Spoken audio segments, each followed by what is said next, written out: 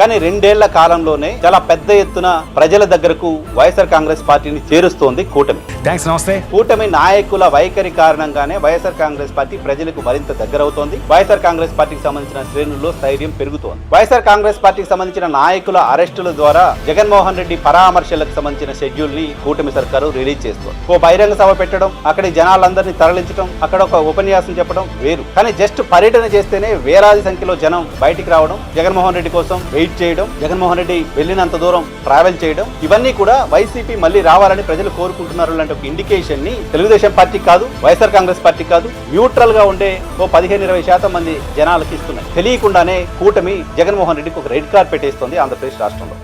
నమస్తే. వైసీపీ నాయకుల అరెస్టుల ద్వారా, అరెస్టులకు పరామర్శలకు జగన్మోహన్ రెడ్డి వెళ్తున్న సందర్భంగా అడ్డంకులు కల్పించడం ద్వారా, అక్కడకు వెళ్లొద్దు అని చెప్పడం ద్వారా జగన్మోహన్ రెడ్డి పర్యటనలు సక్సెస్ అయ్యేలా చూస్తోంది కూటమి సర్కార్.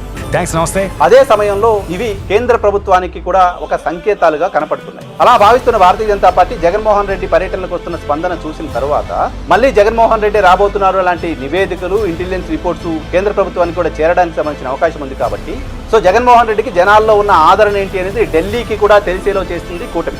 నమస్తే. జగన్మోహన్ రెడ్డి పట్ల జనాలు ఏమనుకుంటున్నారు అనేది ఢిల్లీకి కూడా బలంగా ప్రతి వారానికి 10 రోజులకు ఒకసారి తెలిసేలా చేస్తుంది కూటమి సర్కారు. నమస్తే. కూటమి సర్కారు తీసుకుంటున్న నిర్ణయాలన్నీ జగన్మోహన్ రెడ్డికి ప్రజల్లో రెడ్ కార్డ్ పెట్టేసి ఆహ్వానం తెలిపేలా ఉన్నాయి. నమస్తే.